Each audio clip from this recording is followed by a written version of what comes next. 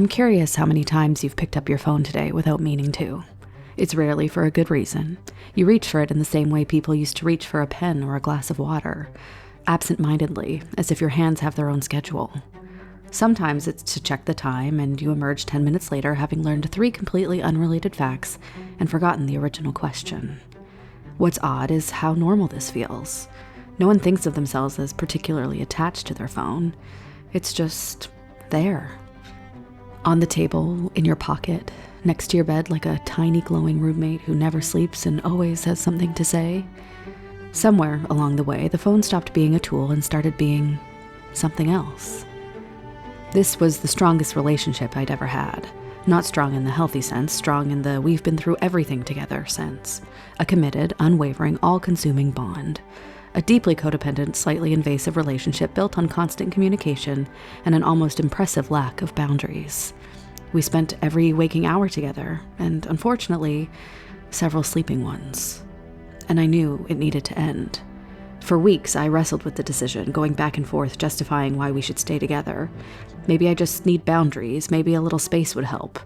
Maybe it's not as bad as I think. Classic denial. Pretending it was a me problem when deep down, I knew. This wasn't a rough patch, it wasn't a phase, it was toxic. This wasn't a relationship, it was an addiction. And my significant other wasn't even a person. It was my phone. Unlike most bad relationships, this one was incredibly useful. My phone gave me directions, music, work, connection, validation, mild entertainment while waiting in line, access to every person I've ever met and several people I sincerely wish I hadn't. It didn't ruin my life, just slowly inserted itself into every empty space inside it. For a while, I genuinely thought I'd figured it out, and in a lot of ways I had. I changed my habits, I stopped sleeping next to my phone like we were in a committed relationship.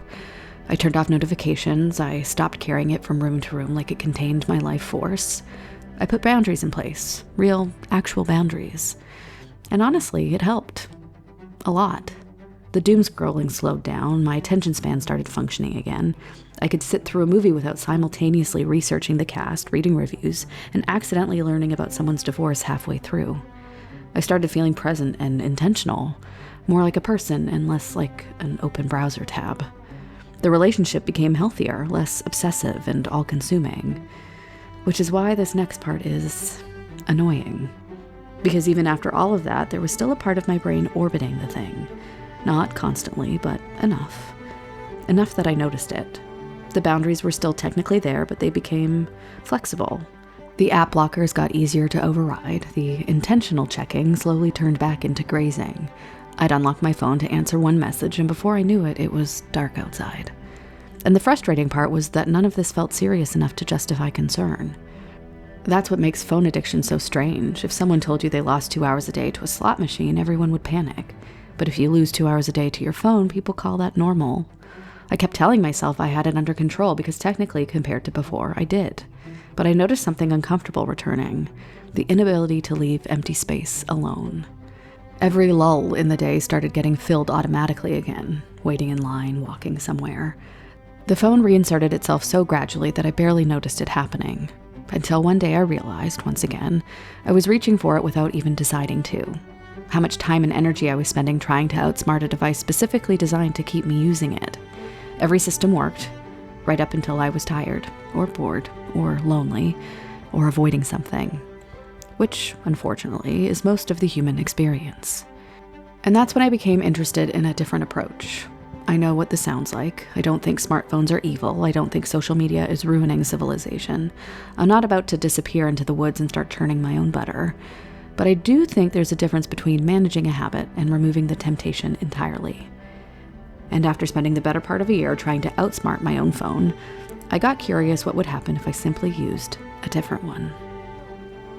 Which is what led me to trying the Key Phone, today's sponsor. The strange thing about it was that it didn't really feel like adding another device. It felt like separating 2 parts of my life that probably never should have been living in the same object to begin with. Their hybrid phone calls people, texts people, with a proper physical keyboard. I'd forgotten how satisfying it is to actually press buttons instead of tapping glass all day. It makes texting feel oddly deliberate again. It has a camera that feels almost suspiciously uncomplicated. It's just the practical human stuff. There's no social media on it, no infinite scroll or accidental "I'll just check one thing" detours that somehow end with me emotionally invested in my third cousin's best friend's engagement. I think what surprised me is that it never felt simplistic. It felt simple, which sounds like the same thing, but it isn't. I expected a simpler phone to make everyday life feel more complicated. Somehow, it doesn't. It just removes the distractions without getting in your way. My iPhone still exists, it just stays turned off in a drawer until I actually need it, which felt impossible to me even just months ago, because I genuinely believed I needed constant access to everything: maps, WhatsApp, Uber, email, all the infrastructure attached to modern life. But what I realized is that most days, for most errands, for meeting a friend for coffee or walking through the city or going to the cinema, I actually don't need the entire internet in my pocket.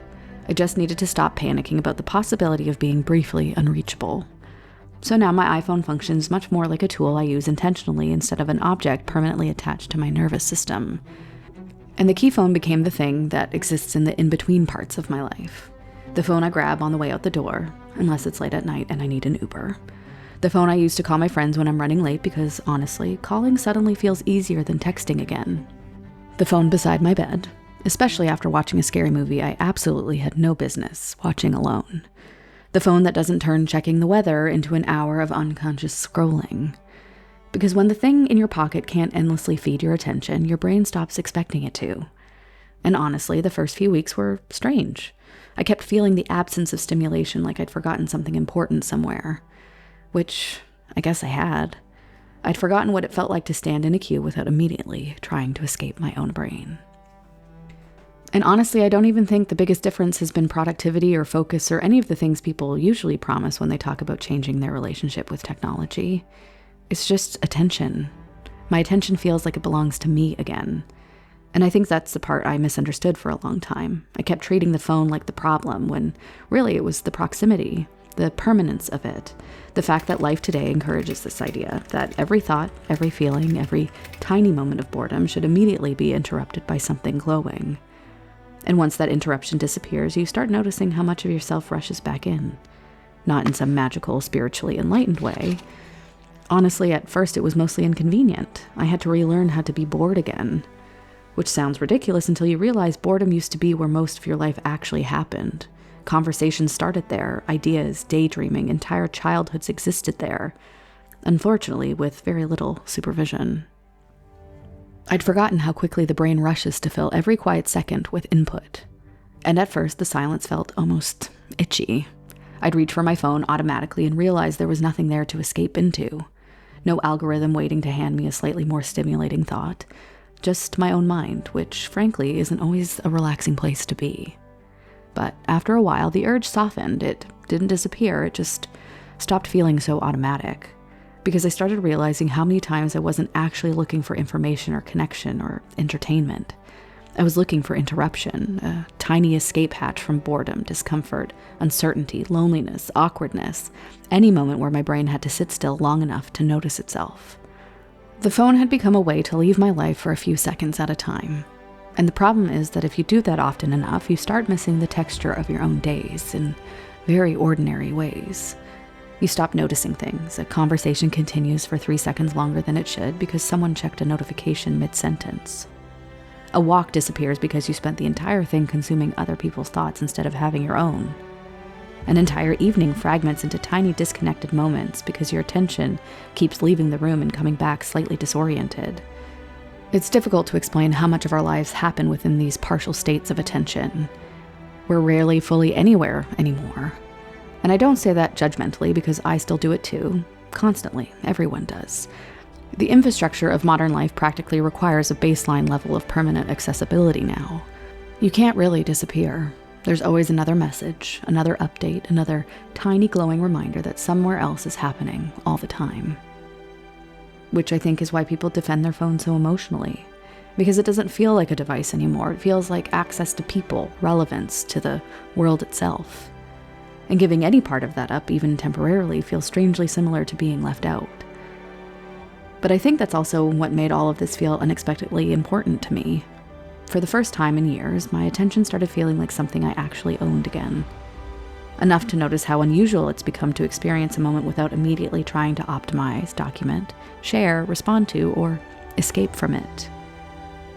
And honestly, I still don't think the goal is to reject technology or romanticize disappearing off-grid somewhere.